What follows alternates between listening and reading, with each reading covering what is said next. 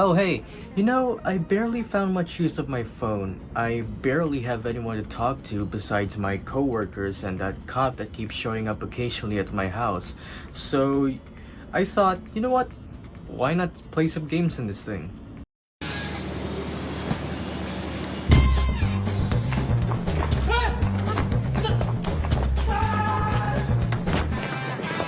想玩的嗨跑了酷，立即下载2014潮爆手机游戏《地铁跑酷》。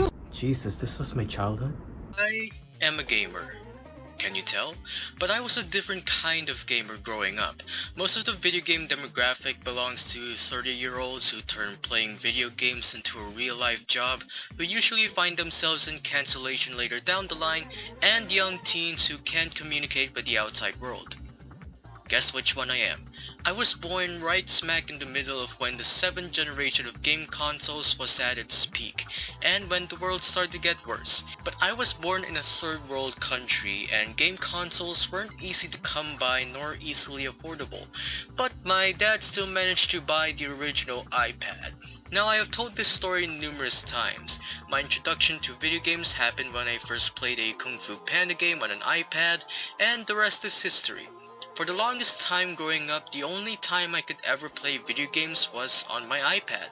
Sure, my dad owned an Xbox 360 and I had a great time playing games there with my family, but most of the time I just played games on my iPad. It was the only thing where I could easily play games wherever and whenever I wanted to. So because of this phenomenon during my childhood, I would be considered a mobile gamer as a child. Mobile gaming just became a thing. The term can be a bit broad though. It might be referred to as playing games on the go, which includes consoles like the DS or the PSP, but for now let's just stick to gaming on mobile devices. There's a difference. Phones back in the day are mostly used to send or receive messages or phone calls. By the time when cell phones started to hit the trend, phones could do more than just connect with other devices. New programs began introduction in these new devices such as calendars and calculators. Snake. Since cell phones started using advanced graphics, it was just a no-brainer to include video games in those systems. And they're not that great. These kinds of phones aren't the best way to play video games. It's just too small for the hands and uncomfortable to play on for an extended period of time. The type of games you could play on these phones back in the day were mostly arcade titles. Tetris, Pac-Man, Frogger. It's obvious that there are much better alternatives, albeit expensive ones like the Game Boy, but it had potential. Eventually, games on cell phones started becoming more advanced, featuring better graphics and gameplay, but the downside was that you're playing games on a pebble. That is until the iPhone came into the scene, a masterpiece that revolutionized and changed the phone industry. Now, the original iPhone didn't have any games since the App Store wasn't introduced until the release of the iPhone 3, but that didn't stop me from fiddling with the settings app. That was my go-to for avoiding eye contact with any guests in my house. When the App Store was released on July 10, 2008, it changed everything. I had more than one go-to for avoiding eye contact with anybody. The App Store gave way for many useful apps to improve certain tasks and the like. And by useful, I mean flooding your homepage with apps you're most likely never going to use more than twice. But the App Store introduced one other thing. Games. No, these aren't games that you played on IKEA. I'm talking about real games. The early days of the App Store were the golden age for mobile games. We got some of the greatest games of all time in this generation. Angry Birds, Cut the Rope, Doodle Jump, Fruit Ninja. There's a lot. Now, these aren't titles that you would normally find on actual game consoles.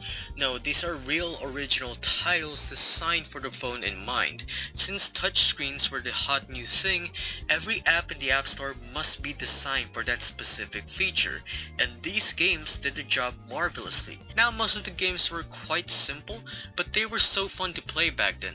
Anyone can understand and play these games at the ready. That's how incredible the early mobile games were.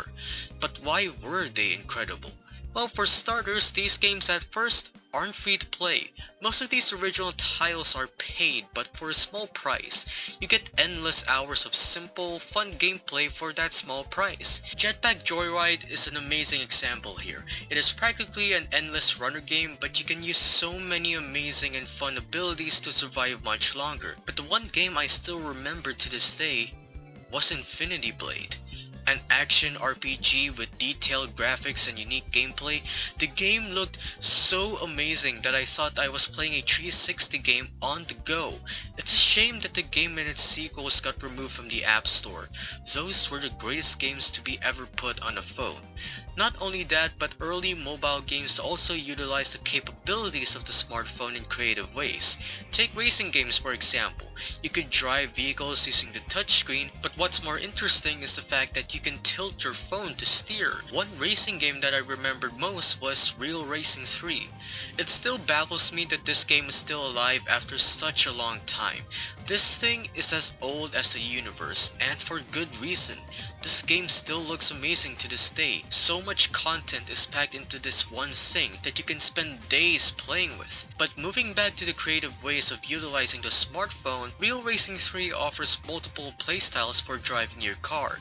That for me was amazing. But what's even more amazing is the fact that some well-known video game titles that were only exclusive to traditional game consoles got ported to the App Store later down the line. Now these ports aren't the best. Usually the graphics had to be dumbed down to work on such small devices, and the gameplay had to be completely altered with to work with touchscreen controls. Even then, it was still impressive that we got console titles on the phone. Eventually, gaming consoles got the same treatment, with some mobile games getting ported onto those systems. Again, most of these ports aren't the best as well. Like, who wants to play Angry Birds on the Wii U when you can play...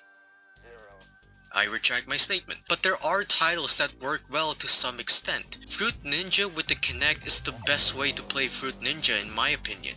But that's about it when it comes to mobile games on consoles. This was the golden age for mobile games. It just showed how these titles, as simple as they are in their heart, left such an impact in the gaming world. What the hell happened?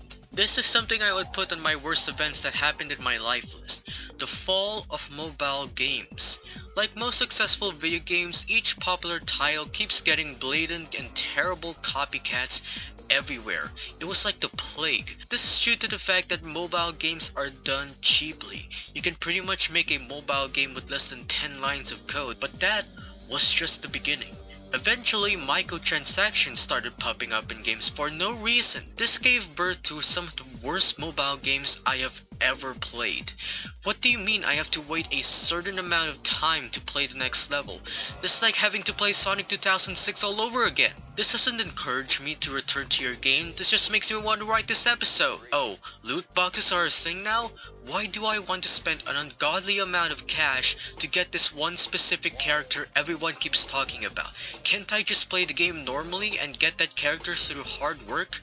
So many pointless features that just make the game worse. Like, what the hell am I looking at? There must be something in the settings to turn all of these off.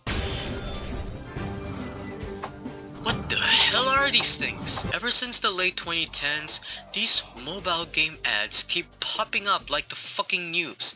Cheap advertisements with fake gameplay and mind-deteriorating scenes. Nothing about these ads make any sense. All of them look completely identical.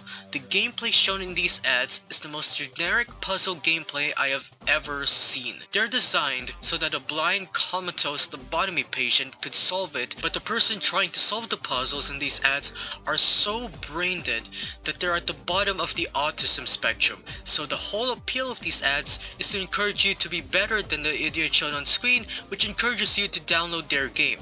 Even if the gameplay in these ads is real, no one would play this for a long time. Except for those who play these games in real life for video footage. My god, why am I doing this to myself?